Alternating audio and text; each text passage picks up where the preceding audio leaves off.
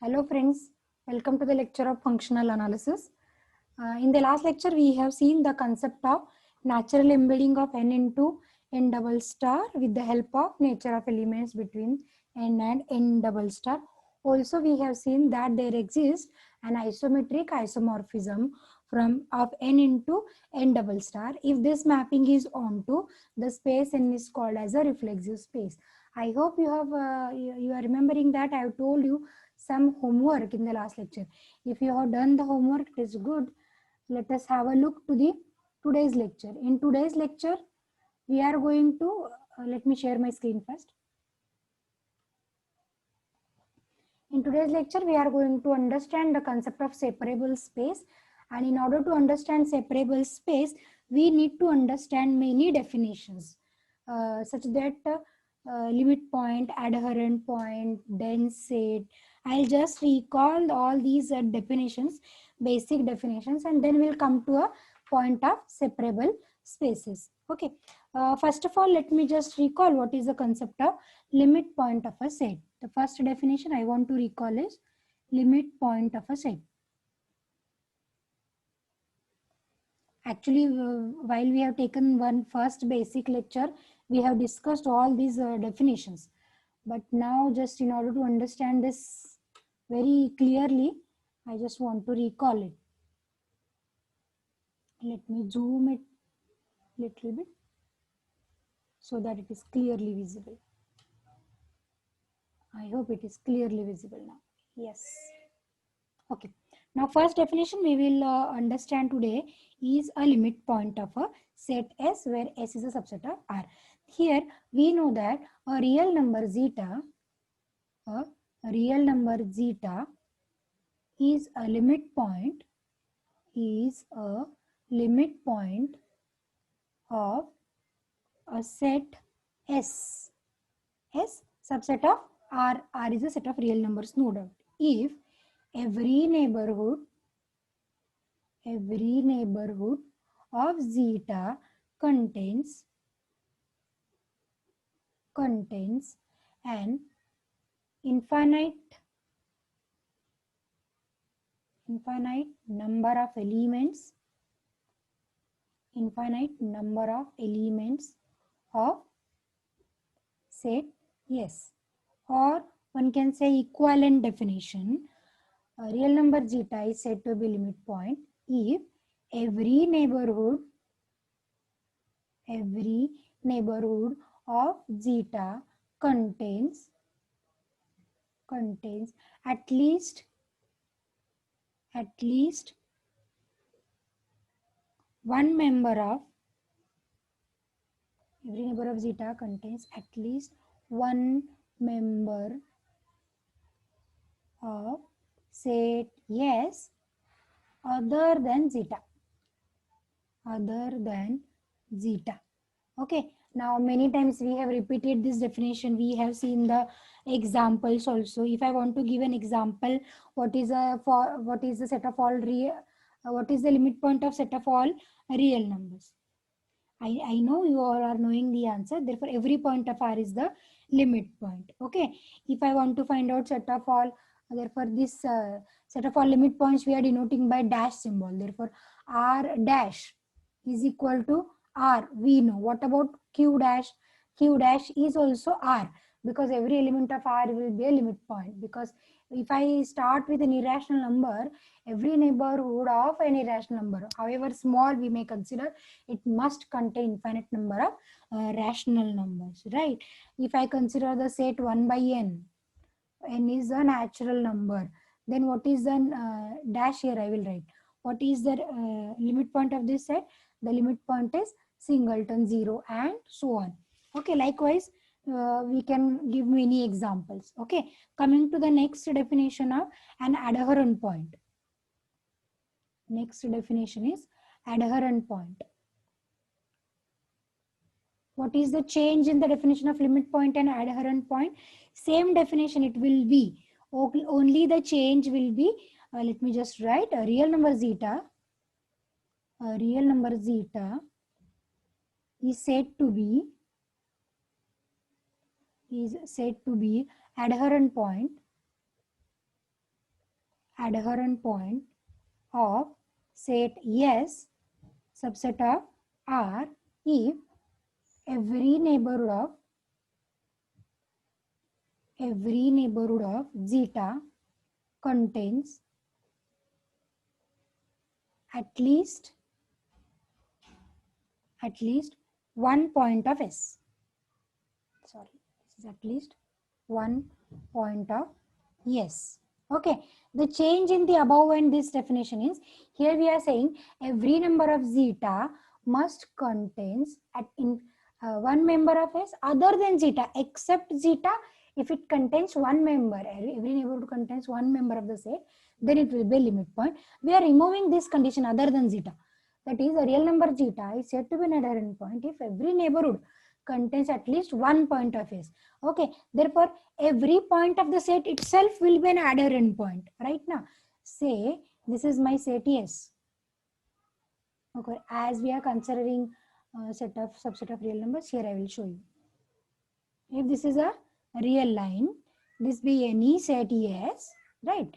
Now, if I consider say X, here I'll write zeta be a point of the set, then if I draw a small neighborhood around this point, then it is going to contain one member at least, zeta itself of that set.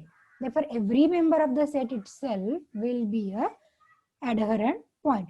Therefore, collection of all adherent points we are calling as closure. The set of all adherent points. Set of all adherent points is called closure. Is called closure of set S. Is called closure of the set S, and sometimes it is S tilt, which is S union S dash. Set S itself along with its limit point will be the closure of the set S. Then what for set of integers, say example, if I consider set of all integers, I want to find out set of all adherent points or closure. Now, according to this definition, this is I union I dash. I dash is the limit points. How many limit points this set of integers possess?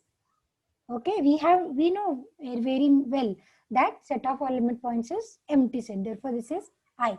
Therefore, I closure is I. What for Q closure? Q closure is Q union Q complement. What is Q dash? Q dash is set of all limit points is R. Therefore, Q union R is R itself. Likewise, we can find out the closure of the given set. What for closed set then? Set is said to be closed if S tilde is equal to S. Okay, I don't want to go to those basic definitions of open set and closed set. Coming to the third definition of dense sets. Coming to the third definition of dense set. Okay, now here first we will try to understand definition. The subset A is dense in the set of real numbers. Therefore, first let me write the definition. A subset A of R, set of all real numbers, is said to be dense. Is said to be dense in R. Said to be dense in R, or this equivalently said as this is everywhere dense. This is everywhere dense if every point of R is a point of A, is a point of A or limit point of A, or limit point of A, or equivalently one can say equivalently closure of A is R. Closure of A is equals to R. That is, here I will denote closure by A bar say. Therefore, A closure is equal to R. A closure is equal to R. A subset A is said to be dense in R if A closure is equal to R. This is the first definition.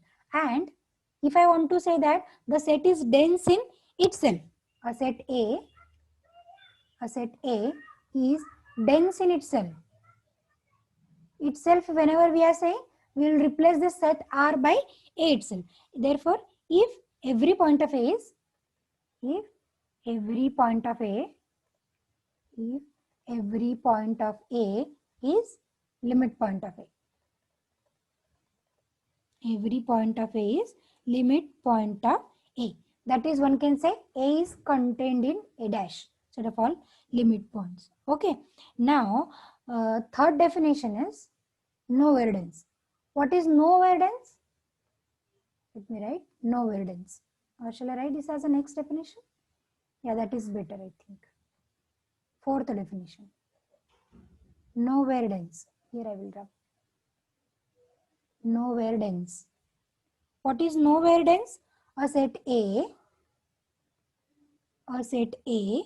is said to be nowhere dense. A set A is said to be nowhere dense relative to R if no neighborhood of A or no neighborhood in R is contained in closure of A. No neighborhood of R is contained in closure of A, because neighborhood of R, if it is contained in A, the point of which it is a neighborhood will be a limit point, and we want this to be not a limit point. That's why it is no neighborhood of R is contained in the closure of A. In other words, one can say that that is complement of closure of A. Closure of A is dense in R.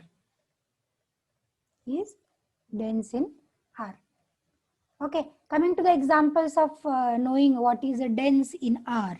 Okay, what we want to check only, whenever we want to check that a subset A is a dense in set of all real numbers, we will just check whether every point of R is a limit point of the set or not. Therefore, first example, if I start with set of all rational numbers, we know what is the set of all limit points. Q dash is R. Therefore, easily one can guess that every point of R is a limit point of Q. Okay, every point of R is a limit point of Q. Therefore, here Q is dense in R. Q is dense in R. Okay, is it clear? Next, what about set R of real numbers? We know R complement is R. R complement is R. Therefore, may I say every point of R is a limit point of itself. Therefore, R is dense in itself. R is dense. Dense in R or dense in itself. Right? Let me go for third example. If I consider the set A of the type 1, 1 by 2, 1 by 3 and so on. What is the set of all limit points? A dash singleton 0. A dash is singleton 0. Therefore, here if we observe, the set of limit points is only containing singleton 0. Therefore, not all points of A is the limit point, or not all points of real number is the set of all. Not every point of R is a limit point of A.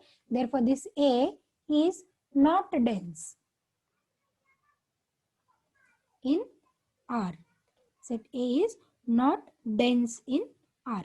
Okay, what about set of irrationals?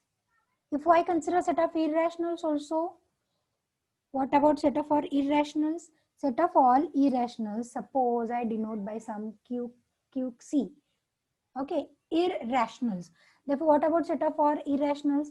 Again, R will be the set of all limit points. Therefore, every point of R will be a limit point of Q. Therefore, set of all irrationals is also dense in R. Therefore, this is also dense. This is also dense. Okay. What about a empty set? Empty set also dense set. What about a finite set? If we understand a finite set, we know the set of all limit point is empty. Therefore, here no point of R will be a limit point of finite set. Therefore, finite set is not dense in R. I hope you have understood the concept of dense in R. The next concept we want to discuss today is countable. Okay, countable. Let me just recall as a fifth definition. Countable. Okay, now for countability, we will discuss three cases: empty set, finite set, and infinite set. Empty set, finite set, and infinite set. No doubt for empty, one has to say it is countable. For finite also, as we can count the number of elements, it is finite. It is countable as well. The question is about infinite sets. The question is about infinite set. Therefore, the definition says that an infinite set, just I'll write the definition. An infinite set, A, say A is said to be countable, is said to be countable if countable or denumerable is another word. Countable or denumerable if A is equivalent to, okay, I think I have to recall the concept of equivalent. Equivalent to the set of natural numbers. Set of natural numbers. Okay, let us recall what is equivalent. What is equivalent? If it would be a live lecture, I must have expected all the definitions from you people only, right? Therefore, equivalent, if there exists a 1-1 correspondence,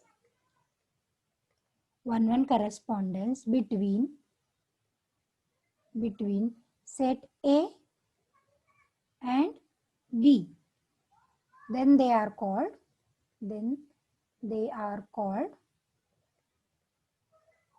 equivalent. They are called equivalent. 1-1 correspondence means this should be 1-1 and onto. This should be 1-1 and onto. Therefore, an infinite set is having a 1-1 onto relation with the set of natural numbers, right? That is, one can make a pair like this, na? 1 with the first, 1 with one element x1, 2 with x2, 3 with x3, and so on. If this kind of pairing 1-1, if it is possible for any set with the help with the set of natural numbers, then it is said to be equivalent. That is, a set is said to be countable. Let us try to understand the examples of countable. Okay, what one can say about countability? Which examples are countable? What about set of all integers? First, set of all integers, countable or not? Yes, it is countable. Okay, it is countable. What about the set of this type? If I write, say all perfect squares, 1, 4, 9, 16, and so on. Whether it is countable? Yes, it is countable. Because I can make a 1-1 relation with the set of natural numbers, 1, 2, 3, like this, na?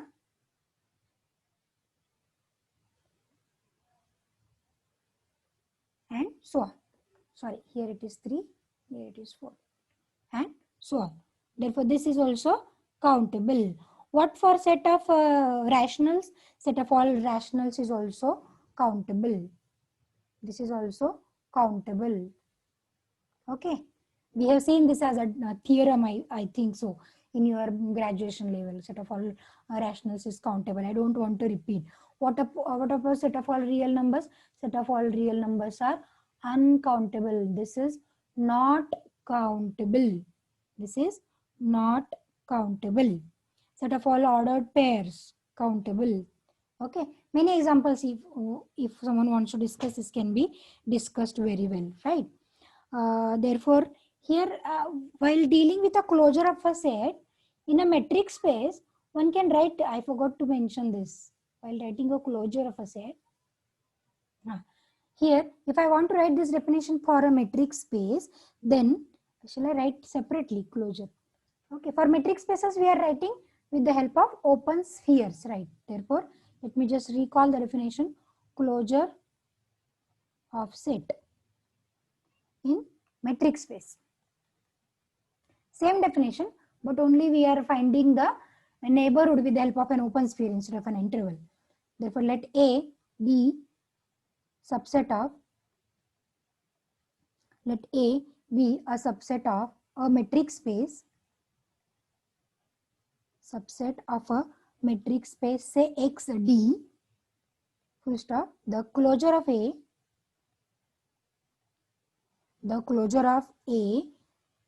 said A bar, say A bar is the set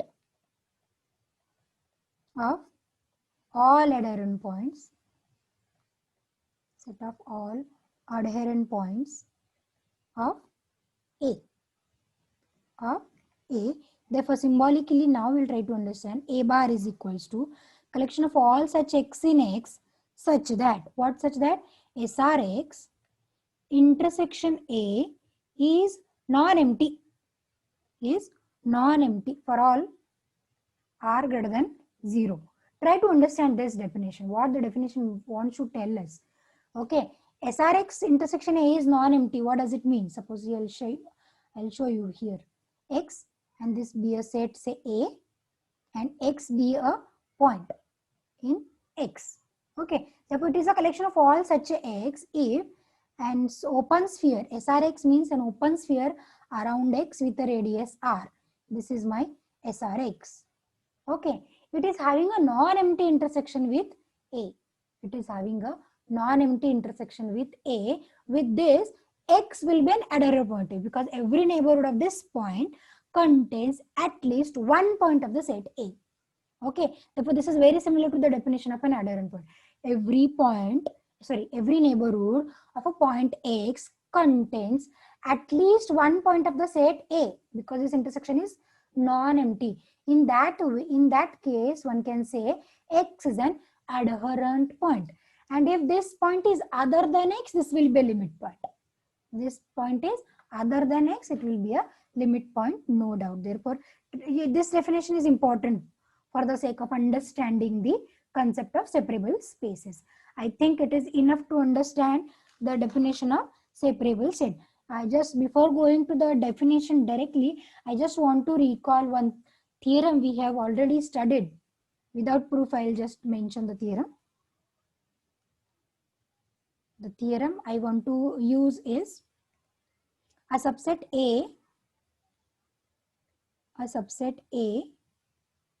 is dense in X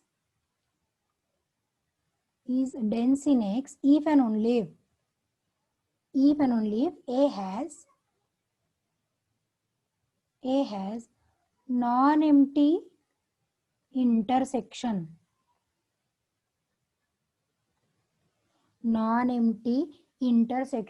with each non-empty open subset of X. Okay, what the definition wants to tell us, suppose A is a dense in X, then A has non-empty intersection with each non-empty open subset. Non-empty open subset of X is denoted by SRX, right? SRX is an open sphere, will be a neighborhood and nothing but an open subset of X. Therefore, if I write for X in X, SRX is an open subset of the set X, then it has a non-empty intersection with A. That is, SRX intersection A is not equal to 5. SRX intersection A is not equals to 5. And if we just have a look with this, SRX intersection A is non-empty, then that X is a member of our closure set. Therefore, here one can very easily say that X is adherent point. X, and what this means? X is adherent point of X. Sorry, X is adherent point of A. And if X is an adherent point of A must be dense in X. Therefore, this we have seen previously itself. Now let us go to understand the definition of the separable set. Okay, now I'll change the color of my pen. Now here actually we start with functional analysis. This is what basic definition just I have recalled. Okay, therefore the next definition is a separable set. Okay, definition is very easy. A normed linear space N is said to be separable if it has a countable dense subset.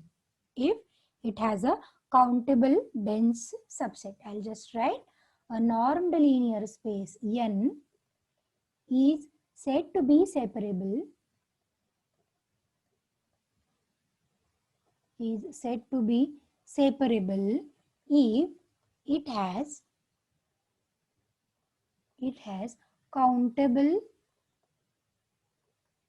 it has countable dense subset. In order to make the definition more clear, if we have a countable set, then it should be dense. Here I'll write it, that is there is a countable subset. There is a countable subset D in N such that, what such that? D bar is equal to N. That is D is dense in N. Okay. The other meaning one can tell us that there exists a sequence Xn of elements of the space such that every non-empty open interval of the space contains at least one element of the sequence. At least one element of the sequence. I'll just recall, there exists a sequence Xn, shall I write? There exists a sequence Xn of elements of the space such that every non-empty open subset,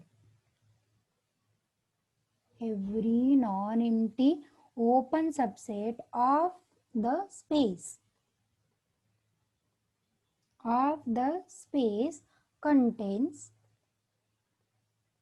contains at least one element of the sequence.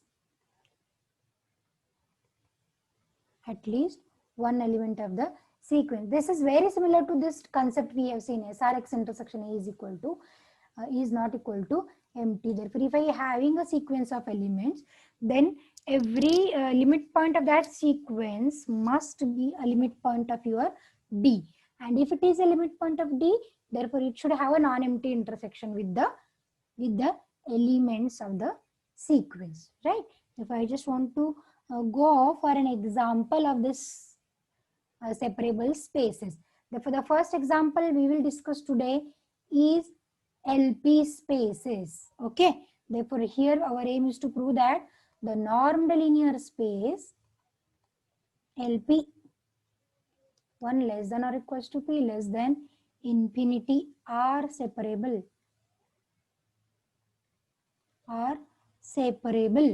Okay. We know whenever we are considering LPN, then it is a set of all n tuple vectors with summation mod xi summation I from 1 to n mod xi raised to p is convergent or less than infinity. Therefore, here if we have LP only, then this is the collection of all vectors with infinite number of tuples, one can say, or sequences, infinite number of sequences. Now, here we want to find, as we want to prove that this set is separable, we want to find out one countable dense subset of the set LP. Countable dense subset of the set LP. For this, we will consider the set D of all sequences having finitely many non-zero coordinate, each of which is rational. Okay. Actually, here every element of the set LP is an infinite sequence. Therefore, whenever I am writing say X belongs to LP, what does this mean? X is nothing but a infinite sequence xn, n from 1 to infinity. Xn is equals to n from 1 to infinity. That is, every vector is an infinite tuple vector. Every element of X is infinite tuple vector. Therefore, here we will find out one particular set D of all sequences. Every vector is a sequence. Therefore, set of all sequences having finitely many non-zeros.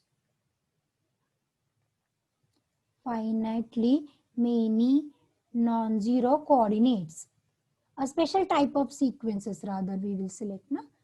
Finitely many non-zero coordinates, each of which is rational number. Each of which is a rational. Each of which is rational. Now, if I consider the non-zero coordinates of the sequences are all rational numbers, we know that rationals are dense. Therefore, here one can say that this will be a countable set. This will be a countable set. Try to get me, in every sequence we are finding the set D of collection of such a sequences having finitely many non-zeros, and the rest coordinates are zeros, and the non-zero coordinates are purposely taken to be rational numbers, because knowing the rationals is dense, sorry, rationals are countable. Then what remains to prove that? It remains to prove that D is dense in LP. D is dense in LP. Now, if I want to prove D is dense in LP, we will use that previous theorem discussed. We will prove that every non-empty, this set has every non-empty intersection with non-empty open subset, right? Therefore, let us try to prove the result. D is dense in LP. Therefore, here we'll start with if X is a sequence. Let me write it as, if X equal to Xn belongs to LP, what is the property?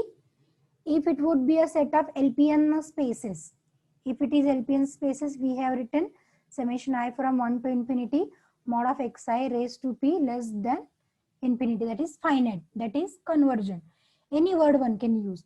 Therefore, here what would be a change? Summation I from 1 to infinity mod xi raised to p is convergent or less than infinity. That the sum should be finite. The sum should be finite. Therefore, for given epsilon greater than 0, now we will make a construction. For given epsilon greater than 0, say there exists an integer n such that, what such that? Summation I from n plus 1 to infinity mod xi raised to p is less than epsilon raised to p by 2. Right? Try to understand what we are saying. Here I'll just use the another pen. Summation I from 1 to infinity mod xi raised to p is finite. Less than infinity means it is finite. Whatever is finite is a fixed amount. Okay. Now we will try to find out one positive integer between 1 to infinity such that whatever the sum we are getting mod xi raised to p will become some smaller value. Some smaller value. Therefore, here we will divide the summation into two parts. I from 1 to n plus summation I from n plus 1 to infinity. Both the sum will be, addition of both the sum will be finite. Now, this n we can vary in between 1 to infinity. And we will vary in suitably such that this sum, whichever we are getting, summation I from n plus 1 to infinity is less than by this finite value. Okay. Try to understand me. Then next, what we will do? Next, knowing since the rationals are dense in R, we will select since rationals are dense in R, since rationals are dense in R, here we will choose n rational numbers, y1, y2 to yn, such that, what such that, here also I am making one assumption, mod xi minus ya less than 1 upon 2n raised to 1 by p into epsilon for I equals to 1 to n. Now one may have a question, why this kind of adjustment? I'll show you, don't worry. So that, now by selecting this, what will happen? If I select rational numbers y1 to yn such that distance between x and yi is less than this. Now what I'll do, I'll take pth powers on both the sides first. What will happen if I select pth powers on both the sides? Mod of xi yi raised to p, and taking a summation also. Summation I from 1 to n only. 1 to n.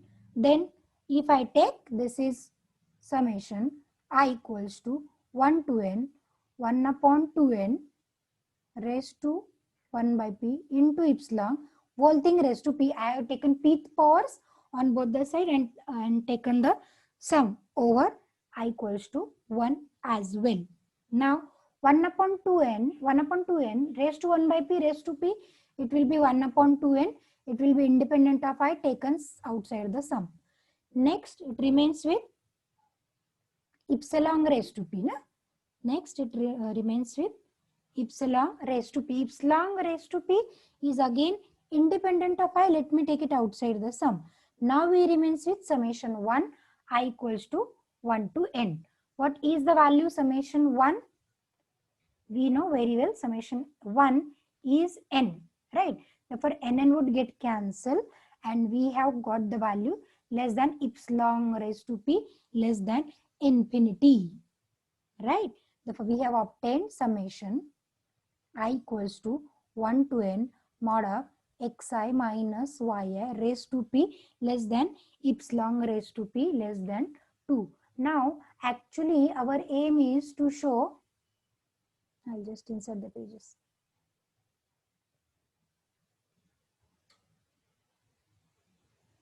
Actually, our aim is to prove that any open sphere centered at x. Shall I show you with a sketch here? Suppose this is our LP space. The subset D we have taken, countable. Now to show it is dense, we want to show that any open sphere centered at x in LP, contains a point of D. Here if I draw an open sphere around this, I want to show that it contains a point of D, say y. In order to show this, we must show distance between x and y is less than epsilon. If it is less than epsilon, that y is coming in the open sphere. Y in D is in the open sphere. Here I'll write SRX, right? Therefore, SRX intersection D will be non-empty is the aim to show. Now, let me select a point y such that, what such that? Y is y1, y2, yn. Finitely non-zero coordinates. Therefore, first, for the sake of convenience, we'll take first n coordinates to be non-zero and rational, and all the rest coordinates are 0. Therefore, this is an element of D, right? Now consider the distance. Now it will make use of the both the statements we have used previously. Definition says that this is summation I from 1 to infinity mod of xi minus yi raised to p raised to 1 by p. We have already seen definition on the LP and spaces. Now let us divide the sum into two parts. Summation I from 1 to n mod xi minus yi raised to p plus summation I equals to n plus 1 to infinity mod of xi minus yi raised to p and everything raised to 1 by p. Everything raised to 1 by p. Taking pth powers on both the sides, it will make us easier.